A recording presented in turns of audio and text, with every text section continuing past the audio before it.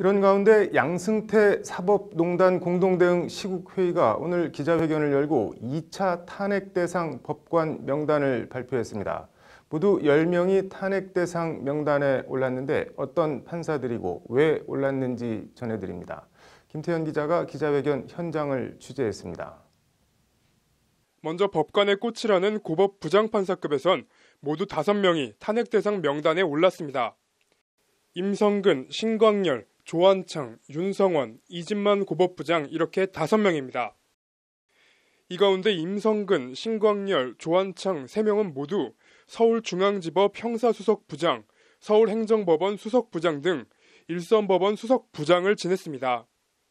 수석부장으로 재직하면서 임종원 당시 차장 등 법원행정처로부터 재판 개입 지시를 전달받고 이를 그대로 담당 재판장에게 전달한 중간 연결책이었다는 게 시국회의의 설명입니다.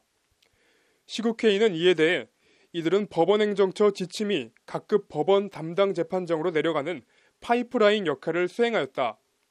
수석부장은 법원장과 함께 근무평정 권한 등 일선 재판장들에게 영향력을 행사할 수 있는 위치에 있기에 사법농단 재판 개입에 매우 중요한 역할을 했다고 말했습니다. 법원행정처와 양형위원회에서 근무했던 윤성원, 이진만 고법부장들도 탄핵 대상 명단에 포함됐습니다. 시국회의는 이들에 대해 이들 2명은 모두 법원행정처, 양형위원회에서 중책을 맡고 있으며 통진당 TF 등 중요 회의에서 지휘부 역할을 했다. 양승태 대법원장 지휘하에 일사불란하게 벌어진 사법농단의 가담, 협조했기에 법관직에서 파면시키는 것이 정당하다고 말했습니다.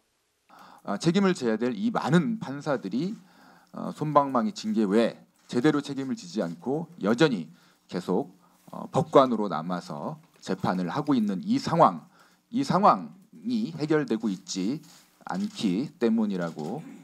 심의관급에선 시진국, 문성호, 김종복 판사가 2차 탄핵 대상 명단에 포함됐습니다. 한두 차례도 아니고 여러 차례 사법행정권 남용을 위한 문건 작성 등에 가담해 법원의 3차 조사보고서 판단 기준을 원용해 탄핵 대상자에 포함시켰다는 것이 시국회의의 말입니다. 최이준, 나상훈 판사의 경우엔 헌법재판소 기밀이나 수사기밀 유출에 가담해 권력분리 원칙을 훼손했다는 사유로 탄핵 대상 명단에 포함됐습니다. 임종원에 대한 공소장이 11월 14일자 기소되면서 공소장이 나왔고 그다음에 2019년 1월 15일자 추가 공소장이 나왔습니다. 그래서 그 공소장의 내용을 토대로 해서 2차 탄핵소추 명단을 사법농단 대응을 위한 시국회의는 향후 양승태 전 대법원장과 박병대 전 법원행정처장에 대한 기소가 이루어지면 해당 공소장을 토대로 3차 탄핵 여부를 논의할 예정이라고 밝혔습니다. 관련해서 시국회의는 어제 김경수 경남지사를 법정 구속한 성창호 부장판사도 3차 명단에 포함될 가능성을 시사했습니다. 성창호 판사 같은 경우는 2016년도 서울중앙지법 영장 전담 판사였는데 당시 신광열 형사수석부장에게 영장 관련 비밀을 누설을 했습니다. 이게 단순히 지시에 따라서 소극적으로 한 행위가 아니라 적극적으로 가담한. 앞서 시국회의는 지난해 10월 1차 탄핵소추 대상자로 권순일 대법관과 이민걸, 이규진, 김민수, 박상원, 정다주 등 6명의 고위법관을 선정해 발표한 바 있습니다.